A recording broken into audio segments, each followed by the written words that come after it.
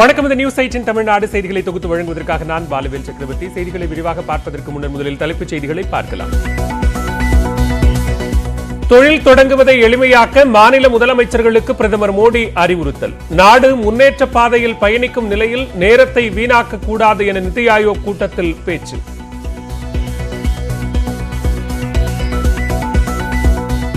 Chennai metro rail கட்டணம் 10 ரூபாய் முதல் 20 ரூபாய் வரை குறைப்பு. நாளை மறுநாள் அமலுக்கு வருவதாக முதலமைச்சர் பழனிசாமி அறிவிப்பு.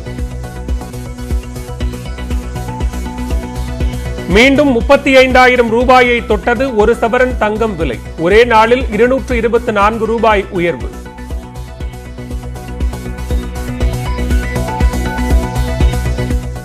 பயிர்க்கடனை ரத்து செய்ய லஞ்சம் கேட்டதாக பொள்ளாச்சி கூட்டுறவு அதிகாரிகள் 2 பேர் கைது.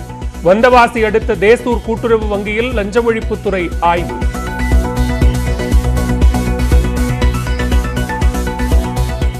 தென்காசி அருகே 8 நாட்களுக்கு முன் காணாமல் போன பாட்டியும் பேத்தியும் சடலமாக மீட்பு.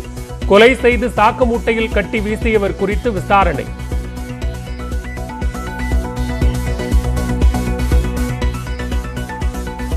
கடைசி நேரத்தில் 3 வடமாநில ஊழியர்களை மட்டும் பணி நிரந்தரம் செய்த கிரண்பேடி. தமிழர்களை புறக்கணித்ததாக அரசு ஊழியர்கள் சங்கம் கண்டனம்.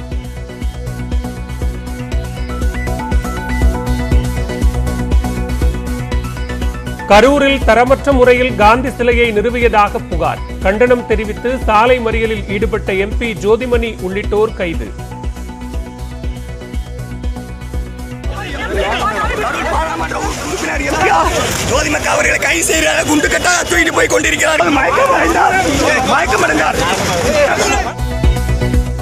திருநெல்வேலியில் திருமண தகராறில் இளைஞரை கொல்ல முயற்சி.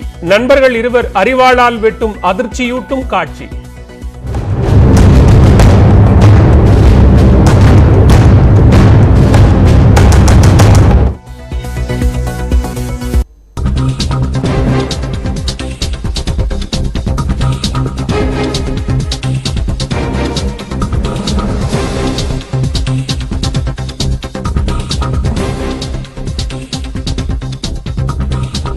தற்போதைய அண்மை செய்தியை பார்த்துக் கொண்டிருக்கிறோம். அண்ணா பல்கலைக்கழக துணைவேந்தர் சூரப்பா மீதான முறைகேடு புகாரை விசாரிக்கும் குழுவிற்கு மேலும் 3 மாத கால அவகாசம் வழங்கப்பட்டிருக்கிறது. தொடர்பான கூடுதல் விவரங்களோடு இணைகிறார் செய்தியாளர் கீதன். விவரங்களை பதிவு செய்யலாம். அதாவது அண்ணா பல்கலைக்கழக துணைவேந்தர் சூரப்பா மீது 280 கோடி ரூபாய் முறைகேடு குற்றச்சாட்டு தொடர்பாக ஓய்வு பெற்ற நீதியரசர் கலையரசன் தலைமையில் ஒரு குழுவானதை தமிழக அரசு கடந்த நவம்பர் மாதம் 11ஆம் தேதி அமைத்தது. 3 மாத காலம் இந்த விசாரணையை முடிப்பதற்கு கால அவகாசத்தை தமிழக அரசு வழங்கியிருந்தது.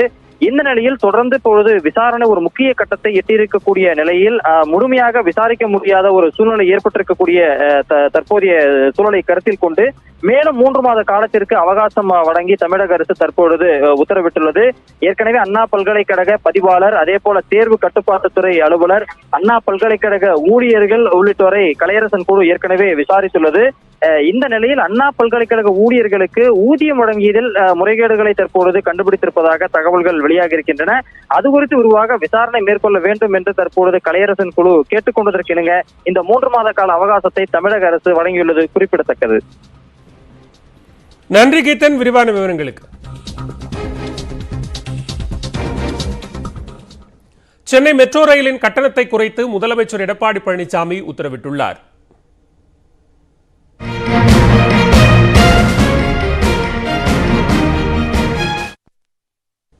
இது தொடர்பாக அவர் வெளியிட்டுள்ள அறிக்கையில் மெட்ரோ ரயில் சேவையை பெருவாரியான மக்கள் பயன்படுத்தும் நோக்கில் கட்டணம் குறைக்கப்பட உள்ளதாக தெரிவித்துள்ளார். அதன்படி 2 கிலோமீட்டர் முதல் 5 கிலோமீட்டர் தொலைவிலான மெட்ரோ ரயில் சேவைக்கு 20 ரூபாய் கட்டணம் மட்டுமே வசூலிக்கப்பட உள்ளது. இதற்கு முன்னதாக 4 கிலோமீட்டர் வரையிலான தூரத்திற்கே 20 ரூபாய் கட்டணம் வசூலிக்கப்பட்டது. அதேபோன்று தற்போது 6 கிலோமீட்டரிலிருந்து 12 கிலோமீட்டர் வரை 40 ரூபாய் கட்டணம் வசூலிக்கப்பட்டு வருகிறது. இனிமேல் 12 கிலோமீட்டர் தூரம் பயணம் செய்வதற்கு 30 ரூபாய் செலுத்தினால் போதும். 12 கிலோமீட்டரிலிருந்து 18 கிலோமீட்டர் தூரம் வரை மெட்ரோவில் பயணம் செய்ய 50 ரூபாய் கட்டணம் தற்போது வசூலிக்கப்பட்டு வருகிறது. இனிமேல் 12 கிலோமீட்டரிலிருந்து 21 கிலோமீட்டர் தூரம் வரை பயணம் செய்வதற்கு 40 ரூபாய் மட்டுமே வசூலிக்கப்படும் என அறிவிக்கப்பட்டுள்ளது. மெட்ரோவில் அதிகபட்ச கட்டணமாக தற்போது 70 ரூபாய் வசூலிக்கப்பட்டு வருகிறது. இந்நிலையில் மெட்ரோ ரயிலில் 32 கிலோமீட்டர் பயணிக்க அதிகபட்ச கட்டணமாக 50 ரூபாய் நிர்ணயிக்கப்பட்டுள்ளது. ஞாயிற்றுக்கிழமை மற்றும் பொது விடுமுறை நாட்களில் கட்டணத்திலிருந்து 50% தள்ளுபடியும் தொடர்ந்து அமலில் இருக்கும் என்று தெரிவிக்கப்பட்டுள்ளது. மெட்ரோ ரயில் கட்டண குறைப்பு வரும் 22ஆம் தேதி முதல் அமலுக்கு வரும் என முதலமைச்சர் அறிவித்துள்ளார். கரூரில் போராட்டத்தில் ஈடுபட்ட காங்கிரஸ் எம்பி ஜோதிமணியை போலீசார் குண்டுக்கட்டாக கைது செய்தனர். கரூர் லைட் ஹவுஸ் கார்னரில் சுமார் 70 ஆண்டுகளுக்கு முன்பு காங்கிரஸ் கட்சி சார்பில் நிறுவப்பட்ட காந்தி சிலையை மாவட்ட நிர்வாகம் அகற்றிவிட்டு அதே இடத்தில் புதிதாக காந்தி சிலை வைத்துள்ளது. காங்கிரஸ் கட்சி சார்பில் வைக்கப்பட்ட வரலாற்று பின்னணி உள்ள சிலையை மாவட்ட நிர்வாகம் அகற்றிவிட்டு முதலமைச்சர் பழனிசாமி திறந்து வைப்பதற்காகவே அவசர கதியில் தரமற்ற சிலை அமைத்துள்ளதாக கூறி காங்கிரஸ் எம்பி ஜோதிமணி தலைமையில் காங்கிரஸ் கட்சியினர் போராட்டத்தில் ஈடுபட்டனர். அனுமதியின்றி போராட்டம் நடத்திய ஜோதிமணியை போலீசார் குண்டுகட்டாக தூக்கிச் சென்று கைது செய்தனர்.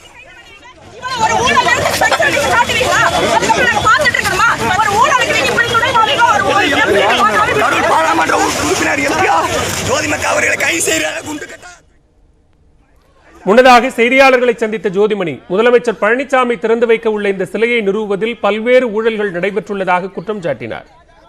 முதலமைச்சர் எடப்பாடி பழனிசாமி அவர்கள் வந்து திறக்கிற ஒரு கட்டடமே இவ்வளவு ஊழலோடும் இவ்வளவு தரமற்றும் இருந்தது அப்படின்னா இவங்க தமிழ்நாடு முழுக்க பாலங்களையும் நீங்க சாலைகளையும் எவ்வளவு தரமற்று போட்டிருப்பாங்க. ஒரு சிலையிலேயே இவ்வளவு கொள்ளையடிக்க முடியும் அப்படின்னா இவங்க வந்து ஒரு பாலங்கள்ல சாலைகள்ல எவ்வளவு கொள்ளையடிச்சிருப்பாங்க. இப்படி கொஞ்சம் கொஞ்சமா கொள்ளையடிச்சு பழகிதான் இப்ப 8 வழிச்சாலையில வந்து நிக்குது. தொடர்ந்து விரைவுச் செய்திகளை பார்க்கலாம். சட்டப்பேரவை தேர்தல் பணிகள் குறித்து விவாதிப்பதற்காக பாமக சிறப்பு பொதுக்குழு கூட்டம் நாளை மறுதினம் நடைபெறும் என்று அக்கட்சியின் தலைவர் ஜி.கே. மணி அறிவித்துள்ளார். இதுகுறித்து அவர் வெளியிட்டுள்ள அறிவிப்பில் அனைத்து மாவட்டங்களிலும் மாநில துணை பொதுச் செயலாளர்கள் தலைமையில் காலை 11 மணிக்கு இந்த ஆலோசனை கூட்டம் நடைபெறும் என்று அறிவிக்கப்பட்டுள்ளது. கூட்டத்தில் வாக்குச்சாவடி முகவர்கள், களப்பணியாளர்கள் குறித்து விரிவாக விவாதிக்கப்படும் என்றும் தொகுதி ஒருங்கிணைப்பு நிர்வாகி குறித்த பட்டியல் தயாரிக்கப்பட்டு தலைமை அலுவலகத்திற்கு அனுப்பி வைக்கப்படும் என்றும் ஜி.கே. மணி அறிவித்துள்ளார். தமிழகம் முழுவதும் இன்று நடைபெறவிருந்த அரசு பள்ளி தலைமை ஆசிரியர் பதவி உயர்விற்கான கலந்தாய்வுக்கு இடைக்கால தடை விதித்து உயர்நீதிமன்ற மதுரை கிளை உத்தரவிட்டுள்ளது. பொது மாறுதல் கலந்தாய்வு நடத்தாமல் பதவி உயர்விற்கான கலந்தாய்வு நடத்தினால் பலருக்கு உரிய இடம் கிடைக்காத நிலை ஏற்படும் என்று கூறி மதுரை மற்றும் ராமநாதபுரம் உள்ளிட்ட மாவட்டங்களைச் சேர்ந்த உயர்நிலைப்பள்ளி ஆசிரியர்கள் உயர்நீதிமன்ற கிளையில் வழக்கு தொடர்ந்தனர். இந்த வழக்கு நீதிபதி M.S. ரமேஷ் அமர்வில் விசாரணைக்கு வந்தது. அப்போது தலைமை ஆசிரியர் கலந்தாய்விற்கு இடைக்கால தடை விதித்த நீதிபதி இதுகுறித்து பள்ளிக்கல்வித்துறை செயலாளர் வரும் 24ஆம் தேதிக்குள் பதில் மனு தாக்கல் செய்ய உத்தரவிட்டார். கன்னியாகுமரி மாவட்டம் நாகர்கோவிலில் வீட்டில் சிலிண்டர் வெடித்து விபத்துக்குள்ளானதில் 70 வயது மூதாட்டி உடல் கருகி உயிரிழந்தார். தளவாய் பகுதியைச் சேர்ந்த ஆறுமுகம் என்ற மூதாட்டி வீட்டில் நேற்றிரவு மின்கசிவு காரணமாக தீ விபத்து ஏற்பட்டுள்ளது. அப்போது சமையலறையில் இருந்த சிலிண்டர் வெடித்து சிதறியது. இதில் வீட்டில் உறங்கிக் கொண்டிருந்த ஆறுமுகம் உடல் கருகி உயிரிழந்தார். தகவல் அறிந்து வந்த தீயணைப்பு வீரர்கள் வீட்டில் பற்றிய தீயை போராடி அணைத்தனர். விபத்து தொடர்பாக போலீசார் விசாரணை மேற்கொண்டு வருகின்றனர். சென்னையில் 22 கேரட் ஆபரண தங்கம் சவரனுக்கு 224 ரூபாய் அதிகரித்து மீண்டும் 35,000 ரூபாயை தொட்டுள்ளது. ஒரு சவரன் தங்கம் 35,008 ரூபாயாக உள்ளது. 1 கிராம் தங்கம் 28 ரூபாய் அதிகரித்து 4,376 ரூபாயாக உள்ளது. வெள்ளி கிராமிற்கு 40 காசுகள் அதிகரித்து 73 ரூபாய் 80 காசுகளாக உள்ளது. கட்டி வெள்ளி கிலோவிற்கு 400 ரூபாய் அதிகரித்து 73,800 ரூபாய்க்கு விற்பனை செய்யப்படுகிறது.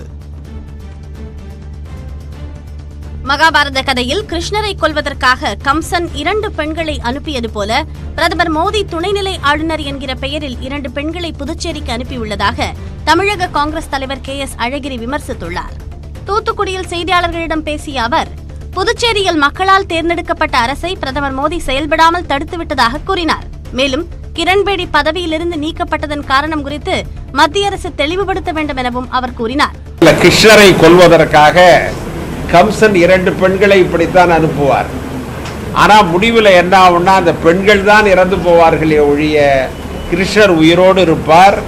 அதே போல புதுவையிலும் துணைநிலை ஆளுநர்கள் தான் தொலைந்து போவார்களே ஒழிய நாராயணசாமி மக்கள் செல்வாக்கோடு ஒரு காங்கிரஸ் அரசை நடத்துவார் என்பதனை இந்த நேரத்தில் நாங்கள் பதிவு செய்ய ஆசைப்படுவோம்.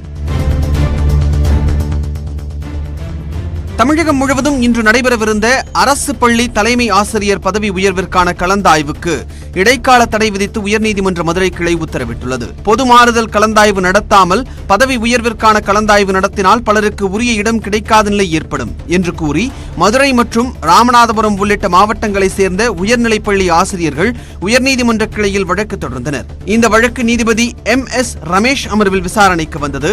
அப்போது தலைமை ஆசிரியர் கலந்தாய்விற்கு இடைக்கால தடை விதித்த நீதிபதி இதுகுறித்து பள்ளிக்கல்வித்துறை செயலாளர் வரும் 24ஆம் தேதிக்குள் பதில் மனு தாக்கல் செய்ய உத்தரவிட்டார். நாடாளுமன்ற கூட்டத்தொடரின் போது ஜெர்மன் அதிபர் ஆஞ்சலா மெர்க்கல் முகக்கவசத்தை மறந்து பதறிய காட்சி இணையத்தில் வேகமாக பரவி வருகிறது. அந்நாட்டு நாடாளுமன்ற கூட்டத்தொடரில் பங்கேற்க கடந்த 11ஆம் தேதி ஆஞ்சலா மெர்க்கல் ஆயத்தமானார். ஒரு இடத்தில் தனது உடைமைகளை வைத்துவிட்டு தனது இருக்கைக்கு சென்றபோது மெர்க்கல் முகக்கவசத்தை தவறவிட்டிருந்தார். அவருக்கான இருக்கையில் அமர்ந்த சிறிது நேரத்தில் முகக்கவசம் அணியவில்லை என்பதை உணர்ந்த அவர் பதறியடித்து முகக்கவசத்தை தேடினார். பின்னர் முகக்கவசம் கிடைத்தவுடன் அதை அணிந்த மெர்க்கல் பதற்றம் குறைந்து இயல்பு நிலைக்கு திரும்பினார்.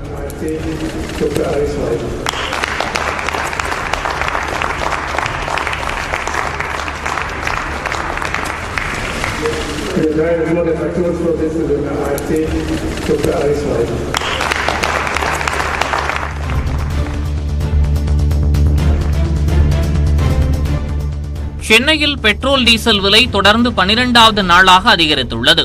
அதன்படி பெட்ரோல் 34 காசுகள் உயர்ந்து லிட்டர் 92 ரூபாய் 59 காசுகளுக்கும், டீசல் 35 காசுகள் அதிகரித்து லிட்டர் 85 ரூபாய் 98 காசுகளுக்கும் விற்பனை செய்யப்பட்டு வருகிறது. சர்வதேச சந்தையில் கச்சா எண்ணெய் விலையின் அடிப்படையில் இந்தியாவில் எண்ணெய் நிறுவனங்கள் பெட்ரோல் டீசல் விலையை நாள்தோறும் நிர்ணயிக்கின்றன. பெட்ரோல் டீசல் விலை தொடர்ந்து உயர்ந்து வருவதால் அத்தியாவசிய பொருட்களின் விலையும் அதிகரித்து வருகிறது. உலோக கழிவுகளை மறுசுழற்சி செய்து அவற்றை சிற்பமாக உயிர் கொடுத்து சென்னை மாநகராட்சி அசத்தி வருகிறது. அவ்வாறு செதுக்கப்பட்ட சிலைகள் திருவான்மியூர் பள்ளியில் காட்சிப்படுத்தப்பட்டுள்ளன. பழையன கழிதல் என நம் தேவை முடிந்து தூக்கி வீசப்படும் பொருட்கள் நிலம் தொடங்கி கடல் வரை மாசு கழிவுகளாக இயற்கையை சீரழிக்கின்றன. இவற்றை இயன்ற அளவிற்கு மறுசுழற்சி செய்து மாற்றுப் பொருளாக உருமாற்றுவதில் பல்வேறு நாடுகளும் கவனம் செலுத்தி வருகின்றன. அந்த வகையில் தேவை முடிந்து தூக்கி வீசப்பட்ட உலோக கழிவுகளை சிற்பங்களாக உருமாற்றும் முயற்சியில் சென்னை மாநகராட்சி ஈடுபட்டது. கார், இருசக்கர வாகனங்கள், தொழிற்சாலை கழிவுகள் என சென்னையின் பல்வேறு பகுதிகளிலிருந்து சேகரிக்கப்பட்ட உலோக கழிவுகள் முதலில் தரம் பிரிக்கப்பட்டன. பின்னர் ஆந்திரா, தெலங்கானா, கேரளா போன்ற மாநிலங்களிலிருந்து வரவழைக்கப்பட்ட தலைசிறந்த சிற்பக் கலைஞர்கள் மூலம் உலோக கழிவுகளுக்கு உயிரற்ற உடலாய் உருவம் கொடுத்திருக்கிறது சென்னை மாநகராட்சி.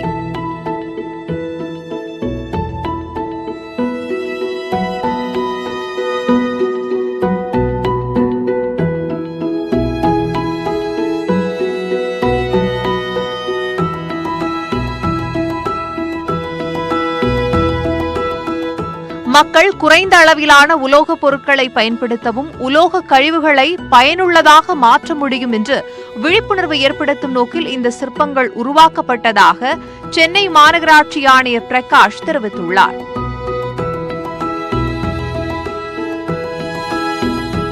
முக்கியமான இடங்களில் கீழே சிமெண்ட் பிளாட்ஃபார்ம் எல்லாம் ஸ்ட்ராங்காக போட்டு இது நிரந்தரமாக இருக்கிற மாதிரி அங்கே இன்ஸ்டால் பண்ண போகிறோம்.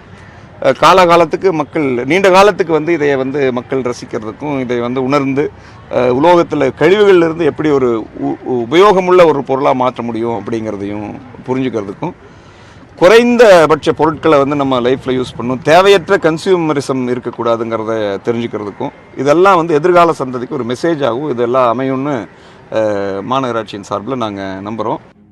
கடல் கண்ணி, ஏற்கலப்பை ஏந்தி செல்லும் விவசாயி, மீன்பிடி தொழிலுக்கு செல்லும் மீனவர் போன்ற உலோக கழிவுகளில் உருவாக்கப்பட்ட சிற்பங்கள் கவனம் ஈர்ப்பதாக பார்வையாளர்கள் தெரிவித்துள்ளனர்.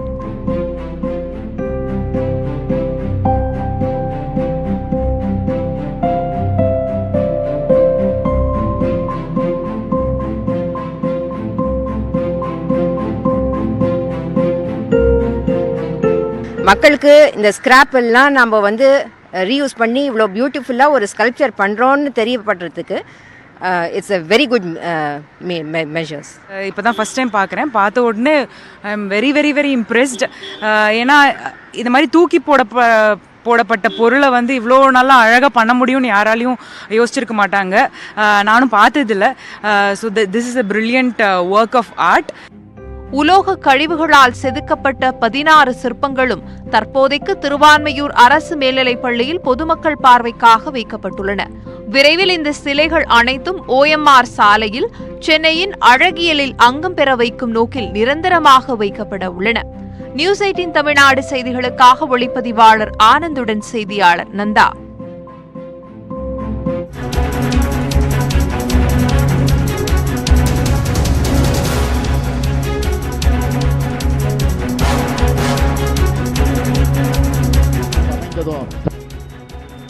இன்று இந்த ஸ்டாலின் ஒரு வாக்குறுதி அளிக்கிறேன். கூட்டுறவு வங்கிகளில் மகளிர் சுய உதவி குழுக்கள் மூலமாக வாங்கிய கடனை கழக அரசு அமைந்ததும் தள்ளுபடி செய்யும். இந்த ஆட்சியில் மகளிர் சுய உதவி குழுக்கள் ஒழுங்காக செயல்படவில்லை. அவர்களுக்கு தேவையான கடனை வழங்கவில்லை. அப்படி வழங்கினாலும் அது அவர்களது தொழில் வளர்ச்சிக்கு உதவி செய்வதாக இல்லை. இந்த நிலையிலே மகளிர் சுய உதவி குழுடைய நோக்கத்தையே சிதைத்து விட்டார்கள். கழக ஆட்சியில் மகளிர் சுய உதவி குழுக்கள் சீரமைக்கப்படும். கூட்டுறவு வங்கிகளில் அவர்களுக்கு தரப்பட்ட கடன்கள் ரத்து செய்யப்படும். இந்த அறிவிப்பை கேட்கிற நேரம் கேட்டுக்கிட்டு இருப்பார் பழனிசாமி. உடனே நாளைக்கு இதை தள்ளுபடி செஞ்சாலும் செய்வார். அவர்தான் நான் என்ன சொல்கிறேன் என்று கவனித்து அதை வரிசையாக செஞ்சுக்கிட்டு வராரு. இன்று இந்த ஸ்டாலின் ஒரு வாக்குறுதி அளிக்கிறேன். கூட்டுறவு வங்கிகளில் மகளிர் சுய உதவி குழுக்கள் மூலமாக வாங்கிய கடனை கழக அரசு அமைந்ததும் தள்ளுபடி செய்யும். இந்த ஆட்சியில் மகளிர் சுய உதவி குழுக்கள் ஒழுங்காக செயல்படவில்லை. அவர்களுக்கு தேவையான கடனை வழங்கவில்லை. அப்படி வழங்கினாலும் அது அவர்களது தொழில் வளர்ச்சிக்கு உதவி செய்வதாக இல்லை. இந்த நிலையிலே மகளிர் சுய உதவி குழுடைய நோக்கத்தையே சிதைத்து விட்டார்கள். கழக ஆட்சியில் மகளிர் சுய உதவி குழுக்கள் சீரமைக்கப்படும். கூட்டுறவு வங்கிகளில் அவர்களுக்கு தரப்பட்ட கடன்கள் ரத்து செய்யப்படும். இந்த அறிவிப்பை கேட்கிற நேரம் கேட்டுக்கிட்டு இருப்பார் பழனிசாமி. உடனே நாளைக்கு இதை தள்ளுபடி செஞ்சாலும் செய்வார். அவர்தான் நான் என்ன சொல்கிறேன் என்று கவனித்து அதை வரிசையாக செஞ்சுக்கிட்டு வராரு. கோவை ஆச்சிப்பட்டி சங்கம்பாளையத்தில் நடைபெற்று வரக்கூடிய உங்கள் தொகுதியில் ஸ்டாலின் பரப்புரை கூட்டத்தில் திமுக தலைவர் மு.க. ஸ்டாலின் பேசி வருகிறார். திமுக ஆட்சிக்கு வந்தால் மகளிர் சுய உதவி குழுக்கள் பெற்ற கடன்கள் ரத்து செய்யப்படும் என்று அவர் தெரிவித்திருக்கிறார். நான் பேசுவதை கேட்டு முதலமைச்சர் இந்த கடன்களை ரத்து செய்தாலும் செய்யக்கூடும் என்றும் மு.க. ஸ்டாலின் கூறியிருக்கிறார். மேலும் பல்வேறு செய்திகளை விரிவாக பார்க்கலாம் ஒரு சிறிய இடைவேளைக்கு பிறகு. உங்க ஏரியாவுக்கு செய்தியாளராக உங்களுக்கு விருப்பமா? ஒரு செல்போன், ஒரு லேப்டாப் இருந்தா போதும். கூடவே ஒரு பட்டப்படிப்பு, தமிழ்ல திருத்தமாக எழுத.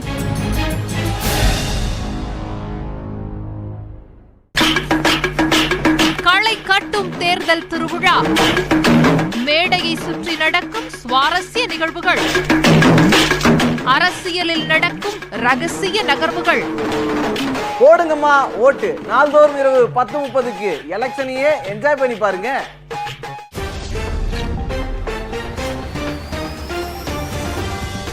30 நிமிடங்களில் 30 செய்திகள். முக்கிய செய்திகளின்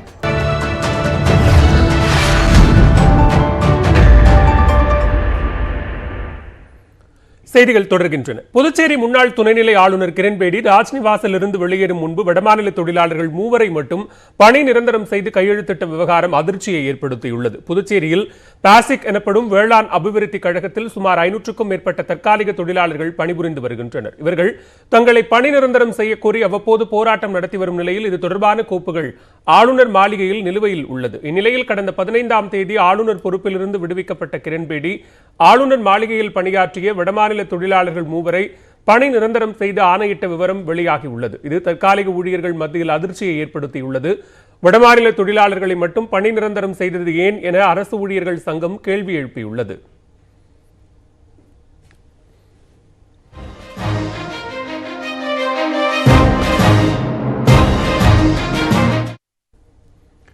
புதுச்சேரியில் நாராயணசாமி தலைமையிலான அரசு பெரும்பான்மையை நிரூபிக்க வேண்டும் என்று துணைநிலை ஆளுநர் உத்தரவிட்டதை தொடர்ந்து திங்கட்கிழமை காலை 10 மணிக்கு சட்டப்பேரவை கூடுவதாக அறிவிக்கப்பட்டுள்ளது. புதுச்சேரியில் ஆளும் காங்கிரஸ் கட்சியைச் சேர்ந்த மூத்த அமைச்சர்கள் நமச்சிவாயம், மல்லாடி கிருஷ்ணாராவ், எம்எல்ஏக்கள் டி பாய்ந்தான், ஜான்குமார் ஆகியோர் தங்களது எம்எல்ஏ பதவியை ராஜினாமா செய்தனர். இதனால் முதலமைச்சர் நாராயணசாமி தலைமையிலான அரசு பெரும்பான்மையை இழந்தது. இதனிடையே புதுச்சேரி துணைநிலை ஆளுநராக பொறுப்பேற்ற தமிழிசை சவுந்தரராஜன் நாராயணசாமி அரசின் பெரும்பான்மையை வரும் 22ஆம் தேதி மாலை 5 மணிக்குள் நிரூபிக்கும்படி கெடு விதித்தார். அதன் அடிப்படையில் புதுச்சேரி சட்டப்பேரவை நாளை மறுநாள் காலை 10 மணிக்கு கூட உள்ளதாக பேரவை செயலாளர் முனிசாமி அறிவித்துள்ளார். அன்றைய தினம் முதலமைச்சர் நாராயணசாமி தனது அரசின் மீது நம்பிக்கை வாக்கெடுப்பு கோர உள்ளார். சபை நடவடிக்கைகள் முழுவதும் வீடியோ பதிவு செய்யப்பட உள்ளது. இந்நிலையில் புதுச்சேரி காங்கிரஸ் கட்சி தலைமை அலுவலகத்தில் முதலமைச்சர் நாராயணசாமி தலைமையில் மதச்சார்பற்ற முற்போக்கு கூட்டணி கட்சிகளின் கலந்தாலோசனை கூட்டம் நடைபெற்றது. இதன் பின்னர் செய்தியாளர்களை சந்தித்த அவர் நியமன எம்எல்ஏக்களை பாஜகவினர் என்று குறிப்பிட்டு தமிழிசை கடிதம் எழுதியது மிகப்பெரிய தவறு என்றார். காங்கிரஸ் எம்எல்ஏக்கள் 10 பேரும் ஒற்றுமையாக இருப்பதாகவும் தங்களின் நிலைப்பாடு குறித்து நாளை முடிவெடுக்க உள்ளதாகவும் தெரிவித்தார். மதச்சார்பற்ற அணியினுடைய தலைவர்கள் தங்களுடைய கருத்துக்களை என்னிடமும் மரியாதைக்குரிய காங்கிரஸ் கட்சி தலைவர்களிடம் கூறினார்கள். மாண்புமிகு பாராளுமன்ற உறுப்பினர் கருத்துக்களை தெரிவித்தார்கள். ஆகவே அவர்கள் தெரிவித்த கருத்துக்களை எங்களுடைய 21ஆம் தேதி நடைபெறுகின்ற சட்டமன்ற உறுப்பினர்களுடைய கூட்டத்திலே நாங்கள் சொல்லுவோம். அன்றைய தினம் சட்டமன்றத்தில் எங்களுடைய நிலைப்பாடு எப்படி இருக்கும் என்பதை 21ஆம் தேதி நாங்கள் முடிவு செய்வோம்.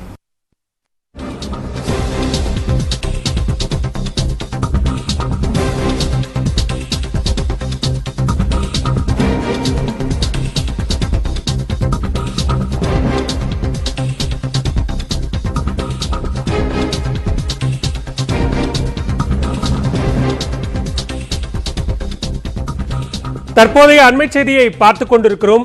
தமிழகத்தில் 5 நாட்களுக்கு கனமழைக்கு வாய்ப்பு இருப்பதாக சென்னை வானிலை ஆய்வு மையம் தெரிவித்திருக்கிறது. வளிமண்டல மேலடுக்கில் ஏற்பட்டிருக்கக்கூடிய மேற்கு திசை காற்றில் ஏற்பட்டிருக்கும் சுழற்சி காரணமாகவும் கீழடுக்கில் கிழக்கு திசை காற்றில் ஏற்பட்டிருக்கக்கூடிய சுழற்சி காரணமாகவும் தமிழகத்தில் புதுவை, காரைக்கால் உள்ளிட்ட ஒரு சில இடங்களில் இடி மின்னலுடன் கூடிய லேசானது முதல் மிதமான மழை பெய்யக்கூடும் என்றும் தெரிவிக்கப்பட்டிருக்கிறது. அதே நேரத்தில் வேலூர், திருவண்ணாமலை, ராணிப்பேட்டை, திருப்பத்தூர் மற்றும் சேலம் மாவட்டங்களில் ஓரிரு இடங்களில் கனமழை பெய்யக்கூடும் என்றும் சென்னை வானிலை ஆய்வு மையம் தெரிவித்திருக்கிறது. கூடுதல் விவரங்களோடு இணைகிறார் எமது செய்தியாளர் வேல்முருகன். விவரங்களை பதிவு செய்யலாம். பாலவேல், வளிமண்டல மேலடுக்கு சுழற்சி காரணமாக தமிழகம் மற்றும் புதுவையில் ஒரு சில இடங்களில் மழை பெய்து வருவதாக வானிலை ஆராய்ச்சி மையம் தெரிவித்திருக்கிறது. அதன் அடிப்படையில தமிழகம், புதுவை, காரைக்கால் பகுதியில் ஒரு சில இடங்களில் இடியுடன் கூடிய லேசான மழை முதல் மிதமான மழை வரைக்கும் பெய்யக்கூடிய வாய்ப்பு இருப்பதாகவும், வேலூர், திருவண்ணாமலை, ராணிப்பேட்டை, திருப்பத்தூர் மற்றும் சேலம் மாவட்டங்களில் ஒரு சில இடங்களில் கனமழை பெய்யக்கூடிய வாய்ப்பு இருப்பதாக தெரிவிக்கப்பட்டிருக்கிறது. அதே போல நாளைய தினத்தை பொறுத்தளவிற்கு தமிழகம், புதுவை, காரைக்கால் பகுதியில் ஒரு சில இடங்களில் இடியுடன் கூடிய மிதமான மழை முதல் லேசான மழை பெய்யக்கூடிய வாய்ப்பு இருப்பதாக தெரிவிக்கப்பட்டிருக்கிறது. குறிப்பாக கடந்த 24 மணி நேரத்தை பொறுத்தளவிற்கு நீலகிரி, குன்னூர், சோத்துப்பாறை உள்ளிட்ட பகுதிகளில் அதிக அளவில் மழை பெய்திருப்பதாகவும் வானிலை ஆய்வு மையம் தெரிவித்திருக்கிறது. பாலவேல், நன்றி வேல்முருகன் விரிவான விவரங்களுக்கு. தென்காசி அருகே பணம் கொடுக்கல் வாங்கல் பிரச்சனையில் மூதாட்டியையும் 1.5 வயது குழந்தையையும் கொலை செய்து சாக்கு மூட்டையில் கட்டி முட்புதரில் வீசப்பட்ட சம்பவம் அதிர்ச்சியை ஏற்படுத்தியுள்ளது.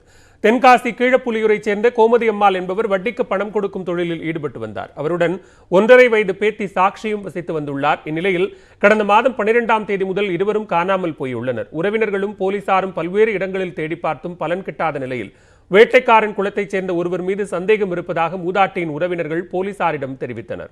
அதனைத் தொடர்ந்து அந்த நபரை பிடித்து போலீசார் விசாரித்த போது கோமதி அம்மாள் கொடுத்த பணத்தை கேட்டு அடிக்கடி தொந்தரவு செய்ததால் அவரையும் அவருடைய பேத்தியையும் கடத்தி சென்று கொலை செய்ததாக கூறியுள்ளார். சடலங்களை மூட்டை கட்டி முத்துமாலைபுரம் அருகே சாலையோரம் உள்ள புதரில் வீசியதாகவும் அவர் தெரிவித்துள்ளார். முத்துமாலைபுரத்திற்கு விரைந்த போலீசார் சாக்கு மூட்டையில் அழுகிய நிலையில் இருந்த சடலங்களை மீட்டனர். இது தொடர்பாக வழக்கு பதிவு செய்துள்ள போலீசார் தொடர்ந்து விசாரணை நடத்தி வருகின்றனர்.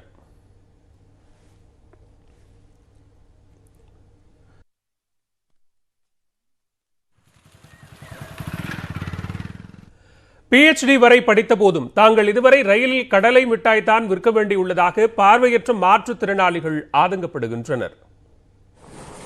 ரயில்களில் பயணிக்கும் யாரும் பார்வையற்றோர் கூவி கூவி பொருட்கள் விற்பதை பார்க்காமல் கடந்து போயிருக்க முடியாது.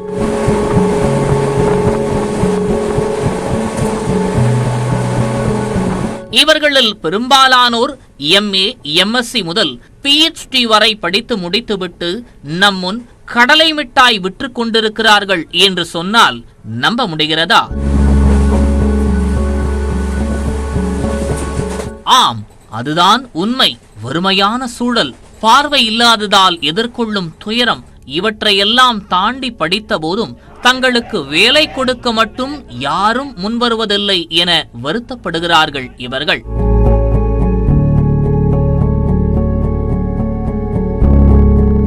இந்நிலையில் ஆசிரியர் தகுதி தேர்வில் தேர்ச்சி பெற்றவர்களுக்கு ஆசிரியர் பணி நியமனம் வழங்க வேண்டும் என்பது உள்ளிட்ட 4 அம்ச கோரிக்கைகளை வலியுறுத்தி சென்னை கடற்கரை சாலையில் உள்ள மாநில மாற்றுத்திறனாளி ஆணையரகத்தில் தொடர் காத்திருப்பு போராட்டத்தில் ஈடுபட்டனர். நான் MA, BEd, MPhil, PhD இப்போ முடிக்க போகிறேன். அந்த அளவுக்கு எனக்கு தாய் தந்தை எனக்கு உதவி பண்ணி படித்தாங்க. ஆனால் இப்போ முடிக்கிற நேரத்தில் இல்லாமல் போனது எனக்கு மிகப்பெரிய வருத்தம். இது எனக்கு மட்டும் இல்லை, இங்கே இருக்கிற பார்வையற்ற சமூகத்திலையும் ஒவ்வொரு குடும்பத்திலையும் ஒவ்வொரு கொடுமையான நிகழ்வெல்லாம் இருந்துட்டு இருக்கு. ஆனால் அதையெல்லாம் எந்த ஒரு அரசாங்கமோ இந்த மாற்றுத்திறனாளி நலத்துறையோ எதுவுமே கண்டுக்கிறது கிடையாது. தாங்கள் எவ்வளவு சவால்களை எதிர்கொண்டாலும் வேலை செய்தே வாழ வேண்டும் என நினைப்பதாக கூறும் பார்வையற்றோர் அதற்கு அரசுதான் உதவ வேண்டும் எனவும் கோரிக்கை வைக்கின்றனர். நம்ம ஏதாவது தனியார் வேலை வாய்ப்புகளை பார்க்கலாம் அப்படின்னு நாங்கள் முயற்சி செஞ்சால் கூட எந்த தனியார் நிறுவனத்திலும் ஒரு தனியார் நிறுவனத்தில் கூட பார்வையற்றோர்களை பணியாளர்களாக ஏற்றுக்கொள்ள தயாராக இல்லை. ஸோ தனியார்கள் எதுவும் கொடுக்காத பட்சத்தில் நான் படித்து தகுதியோடு இருக்கின்றேன், எந்த தனியாரும் எனக்கு கொடுக்கவில்லை, நான் வேறு எங்கு செல்வது? அரசிடம்தான் சென்று முறையிட்டாக வேண்டும். எனக்கு தகுதி இருக்கிறது, அதனால் அரசிடம் நான் என்னுடைய வேலைவாய்ப்பு உள்ளிட்ட கோரிக்கைகளை முன்வைத்து காத்து கொண்டிருக்கின்றேன். படித்த படிப்புக்கு வேலை கிடைக்கவில்லையே என்று ரயில்களில் கடலை மிட்டாயும் சிறு சிறு பொருட்கள் விற்று வந்த நிலையில் கொரோனா காலம் என்பதால் தற்போது அந்த தொழிலையும் செய்ய முடியாமல் தவிப்பதாக வேதனைப்படுகின்றனர். எல்லாருக்குமே எங்களுக்கு வேலை கிடைக்கணும் சார். நாங்கள் படிச்சுட்டு எவ்வளோ பேர் கஷ்டப்படுற வேலை இல்லாதனால தான் நிறைய பேர் இப்போ வியாபாரம் பண்ணுறோம் சார். அந்த வியாபாரம் பண்ணுறதுக்குமே இப்போ ட்ரெயினில் பிரச்சனை சார். வியாபாரம் பண்ண விட மாட்டாங்க, டெய்லியுமே போலீஸ் விரட்டுறாங்க. நாங்கள் விரட்டுறதுனால இப்போ டெய்லி நேற்று வர 10 பேர் போலீஸ் பிடிச்சி வச்சுட்டாங்க. அதுக்கப்புறம் நம்ம 7 மணிக்கு பிடிக்க வச்சு 9 மணிக்கு விடுறாங்க. இதுமாரி பண்ணிட்டு போனால் நாங்கள் வாழ்வாதாரம் என்ன சார் பண்ணுவோம்? நாங்கள் குழந்தை வச்சுட்டு டெய்லியும். பார்வை இல்லாத போதும் உள்ள தெளிவுடனும் உத்வேகத்துடனும் தங்களுக்கு தேர்வு வைத்து தகுதியானவர்களுக்கு வேலை கொடுங்கள் என்றே இவர்கள் கேட்கின்றனர். இவர்களின் குரல் அரசுக்கு மட்டுமின்றி தனியார் நிறுவனங்களின் கவனத்திற்கும் செல்ல வேண்டும் என்பதே அனைவரின் எதிர்பார்ப்பு. நியூஸ் 18 தமிழ்நாடு செய்திகளுக்காக சென்னையிலிருந்து ஒளிப்பதிவாளர் மனோவுடன் செய்தியாளர் கீதன். பொள்ளாச்சி கூட்டுறவு சங்கங்களின் துணை பதிவாளர் அலுவலகத்தில் 1.5 லட்சம் லஞ்சம் பெற்ற துணை பதிவாளர் மற்றும் முதுநிலை ஆய்வாளர் ஆகியோரை லஞ்ச ஒழிப்பு போலீசார் கைது செய்தனர். பொள்ளாச்சி அருகே தலவாய்புரம் கூட்டுறவு சங்க செயலாளர் சிவாஜி என்பவர் விவசாயிகளின் தரப்பில் பெறப்பட்ட ஆவணங்களை பயிர்க்கடன்களை ரத்து செய்வது தொடர்பாக சமர்ப்பித்திருக்கிறார். இந்த ஆவணங்களை பெற்றுக்கொண்ட மாவட்ட துணை பதிவாளர் செல்வராஜா மற்றும் ஆனைமலை கூட்டுறவு சங்க முதுநிலை ஆய்வாளர் ஆறுமுகம் ஆகியோர் அவற்றை பரிசீலித்துள்ளனர். அப்போது பயிர்க்கடன் தள்ளுபடி பட்டியலில் போலியாக விவசாயிகள் பெயர் சேர்க்கப்பட்டுள்ளதாகவும் அவர்களின் கடனையும் தள்ளுபடி செய்ய வேண்டும் என்றால் லஞ்சமாக 1,25,000 தர வேண்டும் என்றும் செல்வராஜாவும் ஆறுமுகமும் சிவாஜியிடம் கூறியுள்ளனர். இதுகுறித்து சிவாஜி லஞ்ச ஒழிப்பு போலீசாரிடம் புகார் அளித்திருக்கிறார். இதனையடுத்து அவர்கள் கொடுத்த ரசாயனம் தடவிய ரூபாய் நோட்டுகளை செல்வராஜ் மற்றும் ஆறுமுகத்திடம் சிவாஜி கொடுத்துள்ளார். அப்போது இருவரையும் லஞ்ச ஒழிப்பு போலீசார் கையும் களவுமாக பிடித்து கைது செய்தனர். இதேபோன்று திருவண்ணாமலை மாவட்டம் வந்தவாசி அடுத்த தேசூர் கிராமத்தில் உள்ள தொடக்க வேளாண்மை கூட்டுறவு வங்கியில் லஞ்ச ஒழிப்புத்துறையினர் நேற்று இரவு முதல் விடிய நடத்திய சோதனையில் 25 லட்சம் ரூபாய் அளவுக்கு முறைகேடு நடந்திருப்பது அம்பலமாகியுள்ளது. பயிர்க்கடன் தள்ளுபடி பெறுவோர் பட்டியலில் விவசாயிகளின் பெயரை சேர்ப்பதற்கு கூட்டுறவு சங்க செயலாளர் அண்ணாதுரை பல லட்சம் ரூபாய் லஞ்சம் பெறுவதாக புகார் எழுந்தது. இதன் அடிப்படையில் தேசூர் கூட்டுறவு சங்கத்திற்கு வந்த லஞ்ச ஒழிப்புத்துறையினர் நேற்றிரவு 7 மணி அளவில் அண்ணாதுரை உள்ளிட்ட ஊழியர்களிடம் விசாரணை நடத்தினர். நள்ளிரவு 2 மணி வரை சோதனை நடைபெற்றது. முறைகேடு உறுதியான நிலையில் அண்ணாதுரை மீது வழக்கு பதியப்பட்டு துறை ரீதியிலான நடவடிக்கை எடுக்கப்பட உள்ளதாக லஞ்ச ஒழிப்புத்துறையினர் தெரிவித்தனர். மேலும் பல்வேறு செய்திகளை விரிவாக பார்க்கலாம் ஒரு சிறிய இடைவேளைக்கு பிறகு.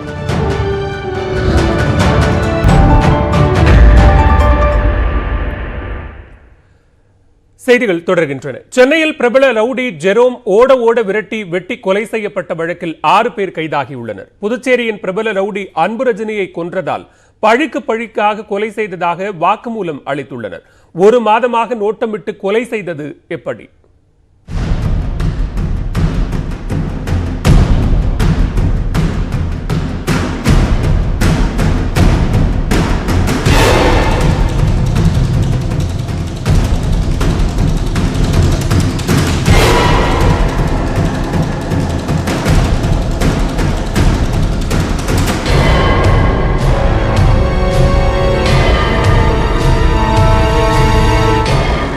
$15 லட்சம் ரூபாய்க்காக தான் சார்ந்திருந்த கும்பலின் தலைவன் அன்பு ரஜினியை கொலை செய்தார் ஜெரோம். அந்த ஆத்திரத்தில் அன்பு ரஜினியின் ஆதரவாளர்கள் ஜெரோமை தீர்த்து கட்டியுள்ளனர். பழிக்கு பழி கதையின் முழு பின்னணி என்ன? சென்னை கிழக்கு கடற்கரை சாலை வெட்டுவாங்கேணி புது கணேஷ் நகரைச் சேர்ந்தவர் 33 வயதான பிரபல ரவுடி ஜெரோம். வியாழக்கிழமை பிற்பகல் 1 மணி அளவில் அவரை மர்ம நபர்கள் சிலர் ஓட விரட்டி வெட்டி படுகொலை செய்தனர். அவரது தலையை 2ஆக பிளந்து முகத்தை முற்றிலுமாக சிதைத்து கொடூரமாக அந்த கொலையை செய்துவிட்டு தப்பியோடிவிட்டனர். முதற்கட்ட விசாரணையில் புதுச்சேரியைச் சேர்ந்த ஜெரோம் அன்பு ரஜினி கொலை வழக்கில் குற்றவாளி என்பது தெரிய வந்தது. இதனிடையே வியாழன் இரவே 23 வயதான விக்கி என்கிற விக்னேஸ்வரன், 31 வயதான மணிகண்டன், 30 வயதான உதயகுமார், 24 வயதான ஜுனா விமல்ராஜ், 25 வயதான கௌதம், 24 வயதான தென்னரசு ஆகிய 6 பேரை போலீசார் கைது செய்தனர். அவர்களிடம் நடத்திய விசாரணையில் ஜெரோம் கொலையின் பின்னணி வெளிச்சத்திற்கு வந்தது. புதுச்சேரியின் பிரபல ரவுடி அன்பு ரஜினியின் கூட்டாளியாக இருந்தவர்கள் ஜெரோம் மற்றும் தூம் மணி. அன்பு ரஜினிக்கும் சோழராஜன் என்ற ரவுடிக்கும் இடையே யார் பெரிய ஆள் என்பதில் அடிக்கடி மோதல்கள் நடந்து வந்தன. 2019ஆம் ஆண்டு ஜூலையில் சோழராஜன் தரப்பைச் சேர்ந்த வினோத் என்பவர் படுகொலை செய்யப்பட்டார். இந்த வழக்கில் சிறை சென்றவர்களை அன்பு ரஜினி ஜாமீனில் எடுத்ததால் அன்பு ரஜினியை கொல்ல சோழராஜன் முடிவு செய்தார். அதற்காக அன்பு ரஜினியின் நெருங்கிய கூட்டாளிகளான ஜெரோம் மற்றும் தூம்மணியை தலா 15 லட்சம் ரூபாய் கொடுத்து தன் பக்கம் இழுத்தார். 2019 நவம்பர் மாதம் அன்பு ரஜினி மீது தூம்மணி வெடிகுண்டு வீச அவரது தலையில் அரிவாளால் வெட்டி படுகொலை செய்தார் ஜெரோம். அப்போது அன்பு ரஜினியுடன் இருந்த அவரது நண்பர் விக்கி என்கிற விக்னேஸ்வரன் ஜெரோம் கொலை செய்ததை பார்த்து அதிர்ச்சி அடைந்தார். ஜெரோமை பழிக்கு பழியாக கொல்ல முடிவு செய்த அவர் தனது நண்பர்களிடம் கூறியுள்ளார்.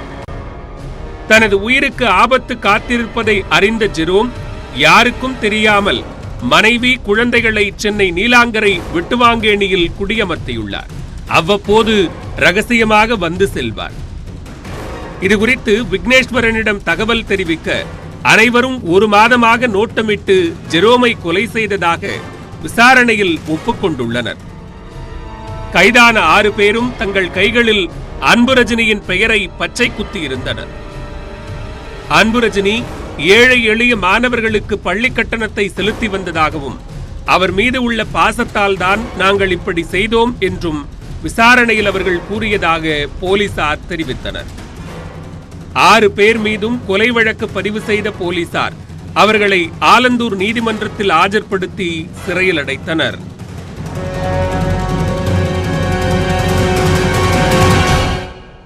தொடர்ந்து விரைவு செய்திகளை பார்க்கலாம்.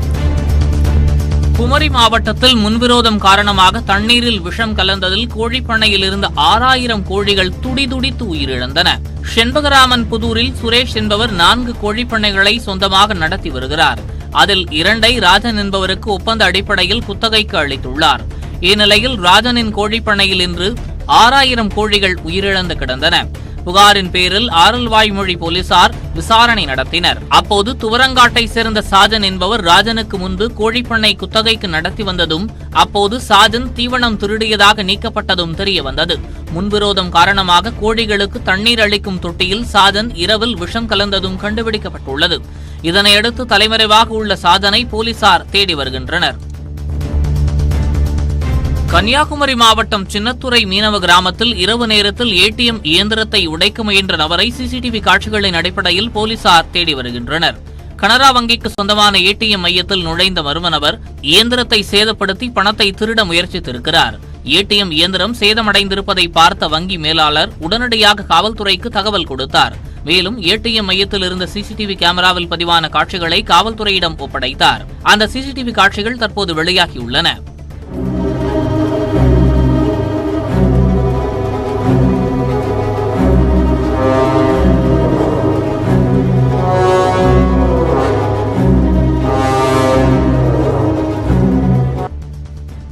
நெல்லை பாளையங்கோட்டையில் தனியார் மருத்துவமனை ஊழியரை 3 பேர் கொண்ட நபர்கள் ஓட அரிவாளால் வெட்டிய சம்பவம் பரபரப்பை ஏற்படுத்தியுள்ளது. பாளையங்கோட்டையை சேர்ந்த மகாராஜன் என்பவர் அங்கு உள்ள தனியார் மருத்துவமனையில் பணியாற்றி வருகிறார்.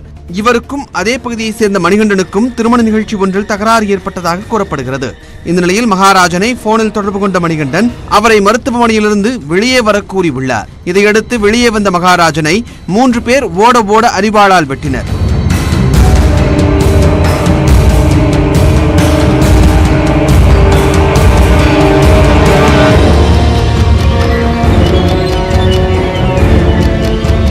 இதில் காயமடைந்த அவர் சிகிச்சைக்காக மருத்துவமனையில் அனுமதிக்கப்பட்டுள்ளார். இதையடுத்து மணிகண்டன் உட்பட 3 பேரை போலீசார் கைது செய்தனர்.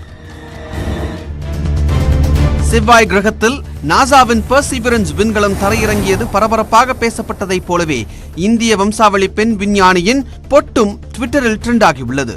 பெர்சிவரன்ஸ் விண்கல பணிகளை வழிநடத்தியவர் இந்திய வம்சாவளியை சேர்ந்த விஞ்ஞானி ஸ்வாதி மோகன். மெக்கானிக்கல் மற்றும் விண்வெளி அறிவியலில் பொறியியல் படித்த இவர் பெர்சிவரன்ஸ் விண்கலம் செவ்வாய் கிரகத்தில் தரையிறங்கியதை அதிகாரப்பூர்வமாக உறுதி செய்தார். இந்த தருணம் உலகம் முழுக்க கொண்டாடப்பட்டது.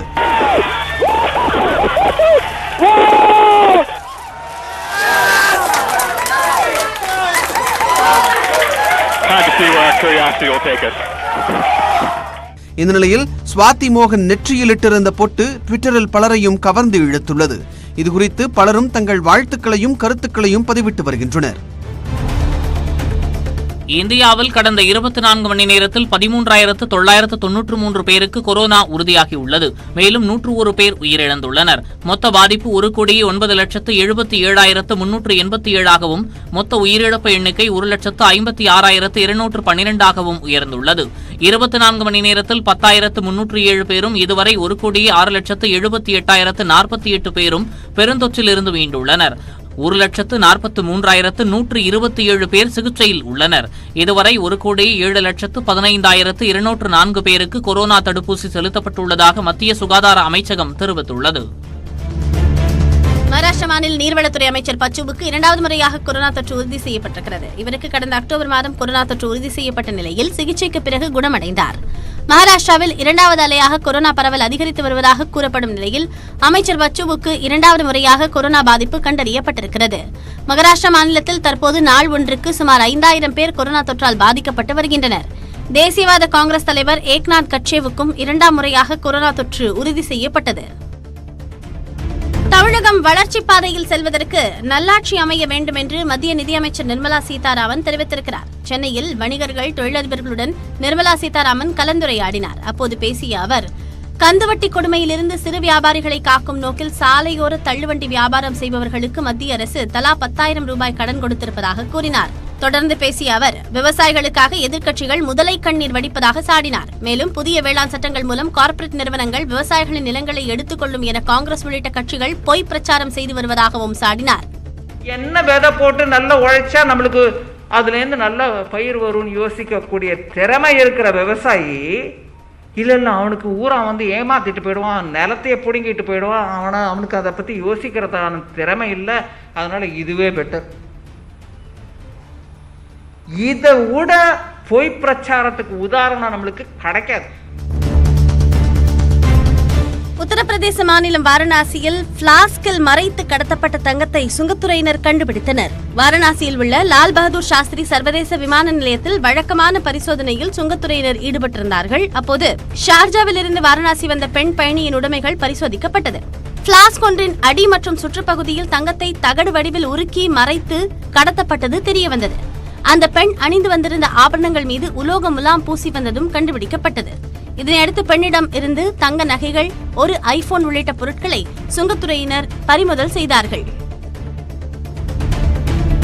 கன்னியாகுமரி மாவட்டம் குருந்தன்கோடு அருகே 20 வருடங்களுக்கு முன்பு வாங்கிய கடனுக்காக குடியிருந்த வீட்டை விட்டு காலி செய்ததால் அவமானத்தால் ஒரு குடும்பமே தற்கொலைக்கு முயன்ற சம்பவம் பரபரப்பை ஏற்படுத்தியுள்ளது. தங்க நாடாச்சி என்பவர் 20 ஆண்டுகளுக்கு முன்பு வீட்டு பத்திரத்தை வைத்து 20,000 ரூபாய் கடன் வாங்கியிருக்கிறார்.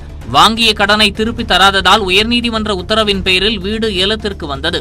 இந்நிலையில் வீட்டை ஏலத்திற்கு எடுத்த நபர் தங்க நாடாச்சியின் வீட்டில் தற்போது குடியிருக்கும் அவரது மகன் தங்கரத்தினம் குடும்பத்தினரை காலி செய்யுமாறு வற்புறுத்தியுள்ளார். அதற்கு அவர் மறுப்பு தெரிவித்ததால் ஆட்களுடன் சென்று குடும்பத்துடன் வெளியேற்றிவிட்டு பொருட்களை வெளியே வீசியுள்ளார். இதனால் மனமுடைந்த தங்கரத்தினம் வீதியில் நின்று குடும்பத்துடன் மண்ணெண்ணெயை ஊற்றி தற்கொலைக்கு முயன்றார். அப்போது கிராம மக்கள் தடுத்து நிறுத்தி அவர்களை மீட்டனர். அதனைத் தொடர்ந்து வீட்டை பறிமுதல் செய்ய எதிர்ப்பு தெரிவித்து போராட்டத்தில் ஈடுபட்டதால் ஜப்தி நடவடிக்கை ஒத்திவைக்கப்பட்டது. இதய நோயால் பாதிக்கப்பட்ட 1.5 வயது குழந்தைக்கு நிதியுதவி வழங்கப்படும் என திமுக தலைவர் மு.க. ஸ்டாலின் அறிவித்த அடுத்த 24 மணி நேரத்தில் அரசு உதவி செய்ய முன்வந்திருக்கிறது. தேனி மாவட்டம் உத்தமபாளையத்தில் நடைபெற்ற உங்கள் தொகுதியில் ஸ்டாலின் நிகழ்ச்சியில் நந்தினி என்ற பெண் ஸ்டாலினிடம் மனு அளித்தார். அதில் தனது 1.5 வயது குழந்தை யாழினிக்கு இதயத்தில் ஓட்டை இருப்பதாகவும் அறுவை சிகிச்சை செய்ய போதிய பணமில்லை என்றும் குறிப்பிட்டிருந்தார். இதுகுறித்து பேசிய ஸ்டாலின், குழந்தைக்கு 24 மணி நேரத்தில் உரிய சிகிச்சை வழங்க தமிழக அரசு நடவடிக்கை எடுக்க வேண்டும் என்றும், இல்லை என்றால் திமுக அனைத்து உதவிகளையும் செய்யும் எனவும் அறிவித்திருந்தார். இந்நிலையில் அடுத்த 24 மணி நேரத்தில் குழந்தைக்கு மருத்துவ சிகிச்சைக்கு தேவையான காப்பீட்டு அட்டையும் குடும்ப அட்டையும் வழங்கப்பட்டுள்ளது. நாகர்கோவிலில் உள்ள மருத்துவமனையில் குழந்தைக்கு தேவையான அனைத்து மருத்துவ வசதிகளும் செய்து தரப்படும் என தமிழக அரசு தெரிவித்திருக்கிறது. விரைவுச் செய்திகளை தொடர்ந்து மற்ற செய்திகளை பார்க்கலாம். சென்னையில் ஐஐடி தொழில்சார் மையம் சார்பில் மின்சாரத்தில் இயங்கும் வகையில் உருவாக்கப்பட்ட இருசக்கர வாகனத்திற்கு மிகுந்த வரவேற்பு கிடைத்துள்ளது.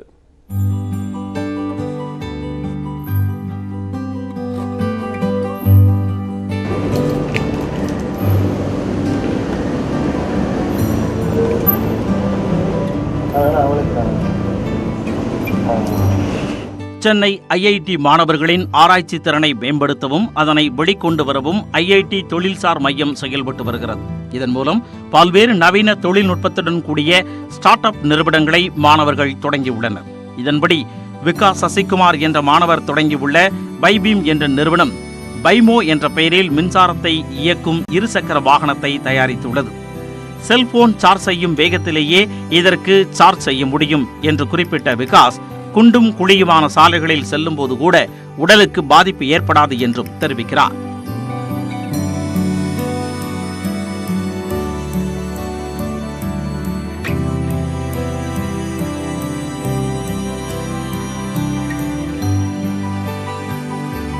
So it has two types of charging. So one, you can remove the battery and charge it anywhere from your house.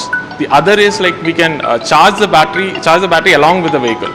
And we have a rear shock absorber and a swing arm, which is not so common in electric bicycle kind of segment. So this gives you a lot more convenient way of riding on rough roads.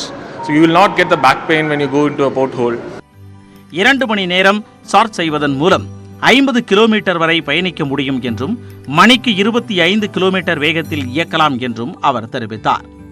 The price point with which we have introduced this in the market, 30,000, which gives 50 kilometer range, 2 hours of charging. It is a price point which is equivalent to any other electric bicycle segment. So, but we are positioning it above electric bicycle, below electric scooters. இந்த வாகனத்தை பதிவு செய்யவோ இயக்குவதற்கு ஓட்டுநர் உரிமமோ தேவையில்லை. கடந்த 10ஆம் தேதி அறிமுகப்படுத்தப்பட்ட நிலையில் இதுவரை 100 வாகனங்கள் விற்பனை செய்யப்பட்டுள்ளன. அடுத்த ஆண்டு இறுதிக்குள் 10,000 வாகனங்களை விற்பனை செய்ய இலக்கு நிர்ணயித்திருப்பதாக விகாஸ் சசிகுமார் கூறினார்.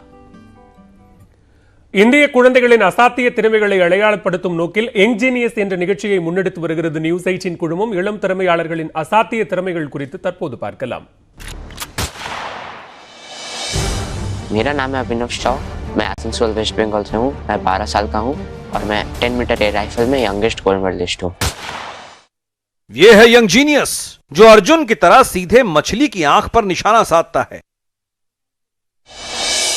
शूटिंग में सबसे ज्यादा इम्पोर्टेंट है फोकस, इसलिए मैं योगा और एक्सरसाइज करता हूँ ताकि मेरा माइंड काम रहे और टारगेट पे ही फोकस्ड रहे। ये है यंग जीनियस जो भारत का सबसे कम उम्र का नेशनल शूटिंग चैंपियन है। I won 2 gold medal in the youth and junior category held at Trivandrum in 2018. जो 10 साल की उम्र में स्टेट शूटिंग चैंपियन और फिर नेशनल शूटिंग चैंपियनशिप में 2 गोल्ड के साथ नेशनल चैंपियन बन गया। शूटिंग में सबसे टफेस्ट बोले तो 50 मीटर प्रोन, पर उसमें मजा भी आता है। मजा भी आता है? क्यों? स्नाइपिंग जैसा लगता है। स्नाइपिंग वह अभी वही कहने वाला था। जब अभिनव बिंद्रा सर ने ओलंपिक में गोल्ड मेडल जीता तो उन्होंने मेरा नाम अभिनव रखा। जिसके हुनर और मेहनत को जिंदा रखने के लिए माँ बाप ने 4 लाख रुपए जुटाकर राइफल खरीदी। नेटवर्क 18 पर एक अनोखा शो दंग करने वाले पश्चिम बंगाल के आसनसोल के अभिनव शॉ के साथ। आपके राइफल का वजन कितना है? 5 किलो। 5 किलो का राइफल है। वो अभिनव जो उसी साल जन्मा जिस साल अभिनव बिंद्रा ने ओलंपिक के मेडल पर निशाना लगाया। मेरा टारगेट यही है कि मैं अपने इंडिया के लिए ओलंपिक पे रिप्रेजेंट करूं और गोल्ड मेडल लाऊं, जैसे ही सर अभिनव बिंद्रा ने लाया था इंडिया के लिए 2008 में। उसका स्कोर ऐसा कि दांतों तले उंगली दबा लेंगे आप। तो आप लाइट ऑफ कर देना कमरे में और सिर्फ ट्रिगरिंग एक्सरसाइज करना। तो जब आपकी बाकी इंद्रिय शक्तियां जो बंद हो जाती हैं, तो you are only focusing on your trigger finger and your rifle. अच्छी टिप है ना? हाँ। अगली बार से लाइट्स ऑफ, ट्रिगर ऑन। हाँ। 623.1 का स्कोर पाने वाला पहला इतना छोटा बच्चा है वो। उसे ओलंपिक्स में जाना है, सटीक और अचूक निशाना लगाना है, देश के नाम मेडल लाना है। अभिनव कहते हैं ख्वाब देखते रहने चाहिए। आपका ड्रीम क्या है? सर ओलंपिक में 2 गोल्ड मेडल। ओलंपिक्स में 2 गोल्ड मेडल। 2 गोल्ड मेडल लाने। आ रहा है ये यंग जीनियस 20 फरवरी को शाम 7 बजे न्यूज 18 इंडिया पर। மேலும் பல்வேறு அண்மை செய்திகளுக்கு தொடர்ந்து இணைந்திருங்கள். இது நியூஸ் 18 தமிழ்நாடு.